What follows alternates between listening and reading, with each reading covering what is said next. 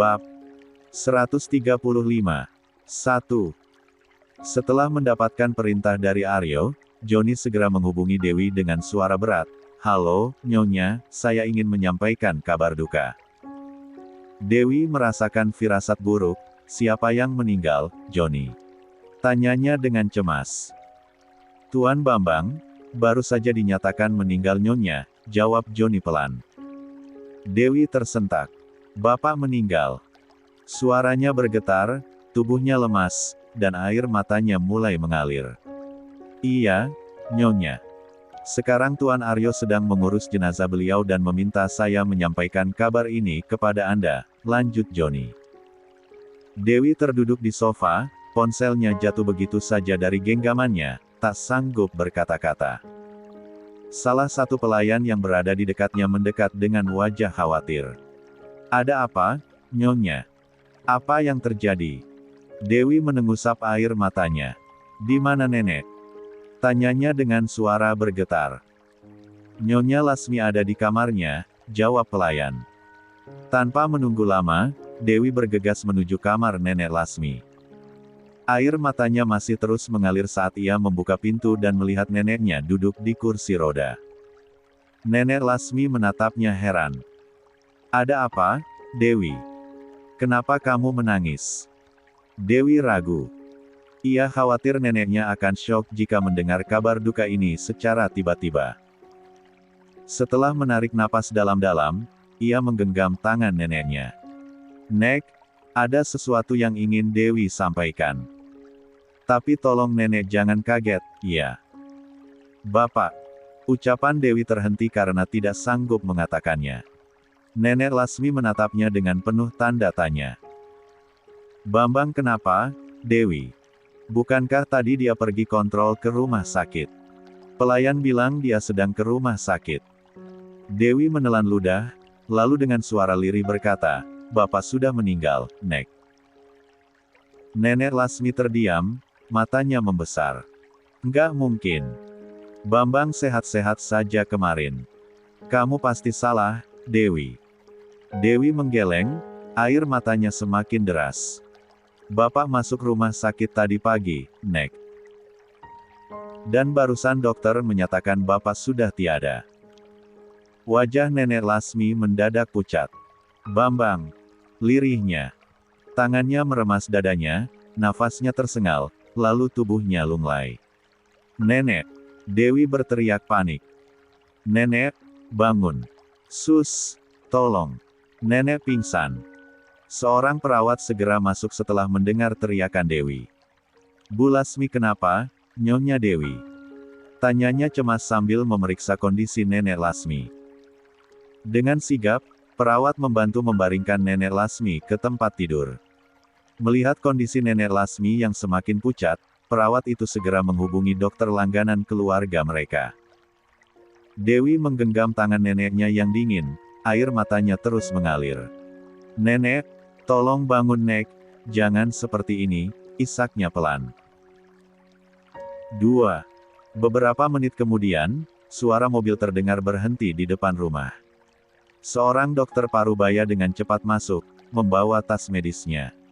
"Apa yang terjadi?" tanya dokter itu pada perawat yang sudah menunggu di samping ranjang. "Bu Lasmi pingsan setelah menerima kabar duka, Dok. Tadi beliau juga mengeluh nyeri di dada," jelas perawat.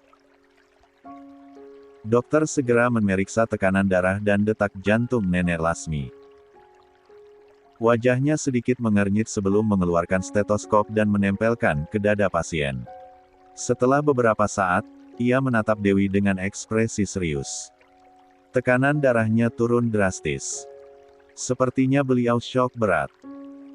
"Kita harus segera memberikan infus dan obat agar kondisinya stabil." Dewi menggigit bibirnya, mencoba menahan tangis. "Dok, Nenek akan baik-baik saja, kan?" tanyanya penuh harap.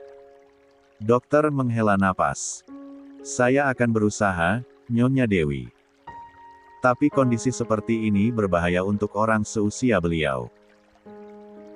Yang terpenting sekarang adalah memastikan beliau tetap tenang dan tidak syok. Setelah ini, biarkan beliau istirahat dulu." Perawat segera memasang infus, sementara dokter menyuntikkan obat penenang ringan agar Nenek Lasmi bisa beristirahat. Dewi duduk di tepi ranjang, menggenggam tangan neneknya yang terasa dingin. Di tengah kesedihan yang melingkupi rumah itu, hanya satu harapan Dewi saat ini, neneknya tidak apa-apa. Sore itu, pemakaman Pak Bambang berlangsung hikmat. Seorang ulama setempat memimpin prosesi dengan lantunan doa yang menggema di udara senja yang mulai meredup. Para pelayat yang hadir, termasuk keluarga, sahabat, dan kolega lama Pak Bambang, tampak larut dalam kesedihan. Bu Sekar dan Charles datang terburu-buru setelah mendapat kabar dari Aryo. Wajah mereka penuh duka saat memasuki area pemakaman. Dewi masih terisak, berdiri di samping Aryo yang berusaha tegar menerima ucapan belasungkawa dari para pelayat. Di rumah, Nenek Lasmi tetap tinggal karena kondisi kesehatannya. Ia terlalu lemah untuk menghadiri pemakaman dan khawatir akan drop jika terlalu larut dalam kesedihan. Setelah prosesi selesai dan para pelayat mulai meninggalkan lokasi, Bu Sekar pun mendekati Aryo dan Dewi. "Aryo, Dewi, ayo kita pulang. Kasihan nenek sendirian di rumah," katanya lembut. Dewi, yang masih menyeka air matanya, mengelus lengan Aryo. "Iya, Mas. Kita pulang saja, nenek pasti butuh kita," ucapnya lirih. Aryo mengangguk, lalu menghela nafas panjang. "Baiklah, kita pulang." Namun, sebelum mereka beranjak pergi, Charles sempat melirik ke arah dua sosok yang sedang berdiri di kejauhan. Mereka tampak berziarah di makam yang letaknya agak jauh dari makam Pak Bambang, tetapi gerak-gerik mereka mencurigakan. Sesekali, mereka seperti mengambil foto ke arah makam Pak Bambang, seolah sedang mengamati sesuatu. 3.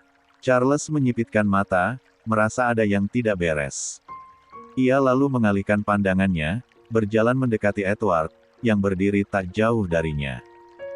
"Kamu lihat dua orang di belakang sana," bisiknya. Edward tidak perlu menoleh. "Iya, Om. Aku sudah memperhatikan mereka sejak tadi. Rasanya mereka seperti sedang mengawasi kita," jawabnya serius. "Suruh anak buahmu mencari tahu tentang mereka," ujar Charles tegas. Edward mengangguk, lalu dengan cepat mengirim pesan pada anak buahnya untuk menyelidiki siapa dua orang itu. Aryo, Dewi, Bu Sekar, Charles, dan Edward akhirnya memutuskan pulang ke mansion. Di dalam mobil, suasana masih sunyi, masing-masing tenggelam dalam pikirannya sendiri. Namun, di benak Edward dan Charles, ada satu pertanyaan besar yang belum terjawab, siapa dua orang mencurigakan itu, dan apa yang sebenarnya mereka inginkan. Setelah rombongan Aryo meninggalkan area pemakaman, dua orang yang sejak tadi berziarah di kejauhan ikut keluar dari area pemakaman dan bergegas menuju mobil mereka. Namun, sebelum mereka sempat masuk ke dalam kendaraan, beberapa pria berbadan tegap menghentikan langkah mereka. "Permisi, Tuan dan Nona. Bolehkah saya bertanya sesuatu?" ujar salah satu pria itu dengan nada sopan namun tegas. Kedua orang tersebut saling melirik, terlihat jelas kepanikan di wajah mereka. "Ada apa, ya?" tanya laki-laki itu, berusaha terdengar tenang. "Begini," satu lanjut pria itu, yang merupakan salah satu anak buah Edward. "Saya melihat tadi kalian beberapa kali mengambil foto ke arah keluarga bos kami. Bisa saya lihat fotonya? Karena mengambil gambar seseorang tanpa izin merupakan pelanggaran hukum." Wanita di samping pria itu langsung menegang. "Kami tidak mengambil foto siapapun. Kalian hanya salah paham," ujarnya cepat, nada suaranya terdengar gugup. "Oh, begitu." Anak buah Edward menatap mereka tajam. "Kalau begitu, boleh saya melihat ponsel Anda untuk memastikan?" Mendengar permintaan itu, si wanita semakin panik. Ia refleks menggenggam erat ponselnya, seolah takut diambil. "Tidak. Ini ponsel pribadi saya. Sergahnya, mundur selangkah. Sikap defensif itu semakin membuat anak buah Edward curiga. Tanpa membuang waktu, ia memberi isyarat kepada rekan-rekannya. Bawa mereka ke markas. Kita interogasi di sana. Mereka jelas menyembunyikan sesuatu. Seketika, beberapa pengawal mendekat dan menggenggam lengan pasangan itu, bersiap menyeret mereka ke mobil. Hentikan. Apa-apaan ini? Pria itu memberontak, mencoba melepaskan diri. Ini pemaksaan. Aku akan melaporkan kalian ke polisi. Salah satu anak buah Edward tersenyum tipis, matanya penuh tantangan, silakan. Tapi itu kalau kalian bisa lolos dari kami. Tanpa memberi mereka kesempatan untuk melawan lebih jauh, para pengawal segera membawa mereka. 4. Masuk ke dalam mobil, melaju menuju markas Edward untuk mengungkap siapa mereka sebenarnya dan apa tujuan mereka mengawasi keluarga Aryo. Sementara itu, Dewi dan Bu Sekar yang baru tiba di mansion langsung menuju kamar Nenek Lasmi. Mereka menemukan beliau masih terbaring di tempat tidurnya, matanya sembab, jelas menunjukkan bahwa ia baru saja menangis. Dewi segera duduk di sisi kanan sang nenek, sementara Bu Sekar mengambil tempat di sebelah kirinya. Dengan suara lembut, Dewi bertanya, "Nek, bagaimana kondisi nenek sekarang?" Nenek Lasmi berusaha tersenyum meski raut wajahnya masih menyiratkan kesedihan mendalam. "Nenek sudah baik-baik saja, Dewi." "Terima kasih," jawabnya lirih. Dewi menghela nafas lega. "Syukurlah, Nek." Dewi benar-benar takut tadi saat nenek pingsan, ujarnya, matanya masih menyiratkan kekhawatiran. Bu Sekar, yang sejak tadi diam, akhirnya angkat bicara. La mengelus lembut lengan Nenek Lasmi, berusaha memberikan ketenangan. Bu Sekar turut berduka cita, "Bu, atas kepergian Mas Bambang. Tapi Ibu harus kuat, ya. Masih ada Sekar, Dewi, Aryo, dan Saka di sini untuk Ibu. Ibu tidak sendirian, kami akan selalu ada untuk Ibu," ucapnya dengan penuh ketulusan.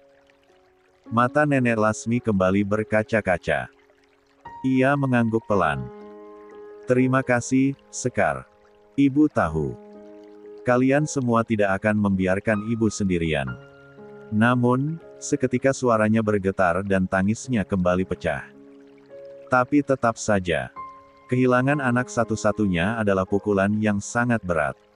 Kenapa bukan Ibu saja yang pergi lebih dulu? Kenapa Bambang tega meninggalkan Ibu seperti ini?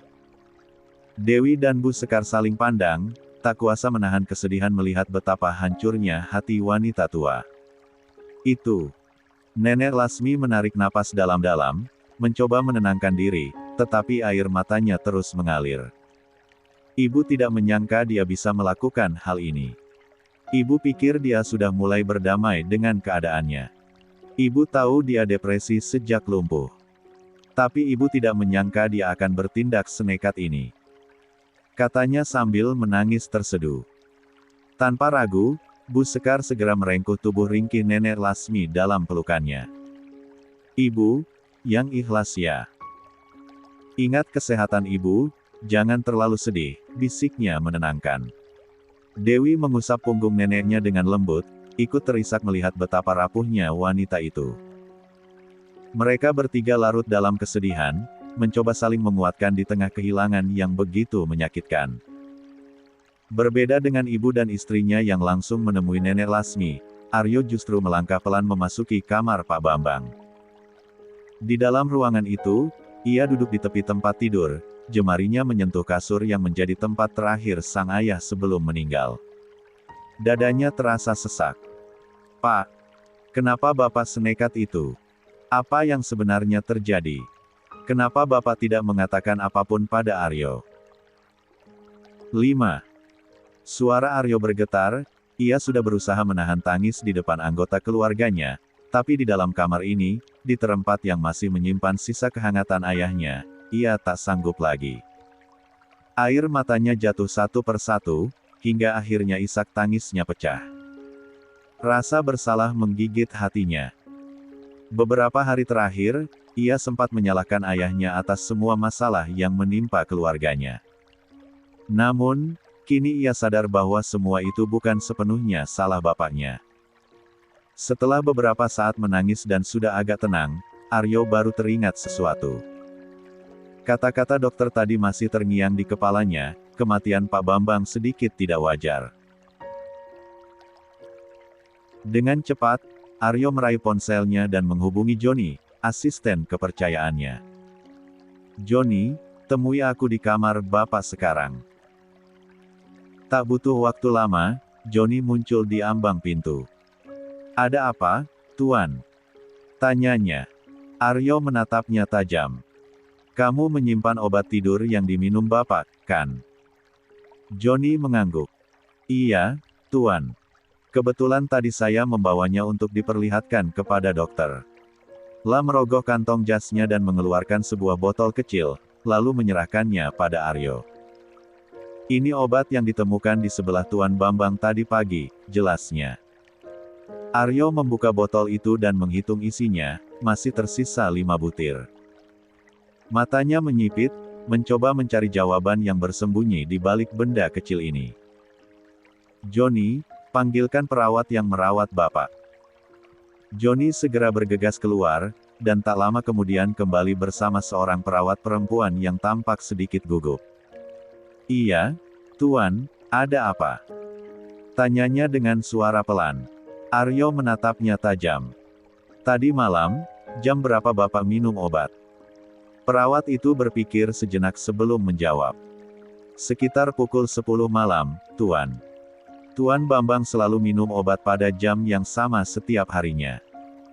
"Sebelum minum obat, apa Bapak mengkonsumsi sesuatu?" "Pukul 8 malam, beliau makan malam seperti biasa. Sebelum tidur, beliau sempat meminta teh hangat karena merasa pusing," jawab perawat itu. Aryo mengangguk pelan.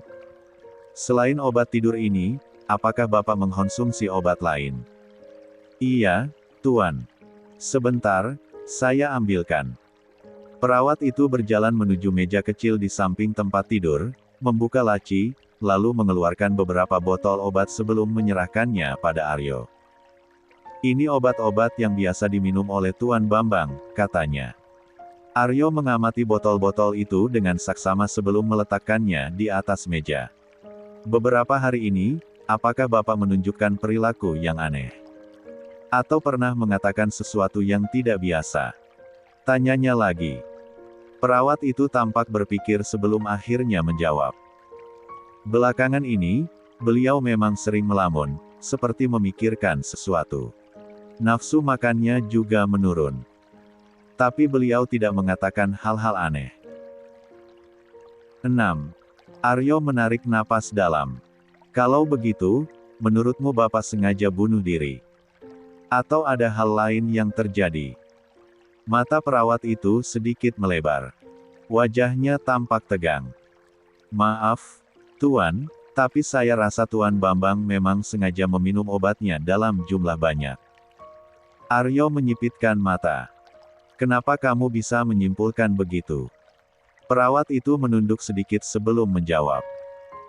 "Karena sejak mendengar bahwa Nyonya Sekar akan menikah lagi, beliau sering melamun, susah makan, dan tak jarang sering terlihat seperti habis menangis." Aryo terdiam. Pernyataan itu membuat pikirannya semakin kacau. Akhirnya, ia mengangguk pelan. "Baiklah, terima kasih, Sus." Perawat itu membungkuk sedikit. "Sama-sama, Tuan." Namun, sebelum ia pergi, ia menambahkan, "Oh ya, Tuan, saya ingin pamit. Tugas saya merawat Tuan Bambang sudah selesai, dan saya akan pulang." Aryo mengangkat alis. "Kenapa buru-buru? Kenapa tidak lanjut bekerja di sini dan membantu merawat nenek?" Perawat itu tersenyum kecil. "Maaf, Tuan, kebetulan saya sudah mendapatkan tawaran pekerjaan di tempat lain." Aryo mengangguk, menerima keputusannya. "Baiklah. Sekali lagi, terima kasih karena sudah membantu merawat Bapak." Kalau selama ini ada kesalahan dari Bapak, aku minta maaf atas namanya. Tidak masalah, Tuan. Saya juga meminta maaf kalau ada kesalahan selama bekerja di sini. Gajimu dan bonus bisa diambil ke Johnny nanti. Baik, Tuan. Terima kasih. Perawat itu pun pamit keluar, meninggalkan Aryo yang masih terduduk di tepi ranjang, tatapannya kosong. Setelah perawat itu pergi, Aryo masih duduk diam di atas tempat tidur mendiang ayahnya. Tangannya masih menggenggam botol obat yang diberikan Johnny, sementara pikirannya dipenuhi berbagai pertanyaan. Benarkah ini bunuh diri? Batinnya.